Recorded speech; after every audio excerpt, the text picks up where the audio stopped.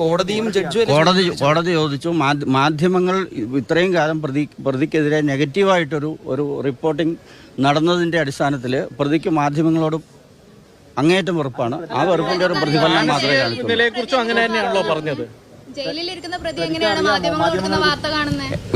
ജയിലിൽ മാധ്യമ വാർത്തകൾ കാണാനുള്ള എല്ലാ സംവിധാനവും സഹോദരിയുണ്ട്.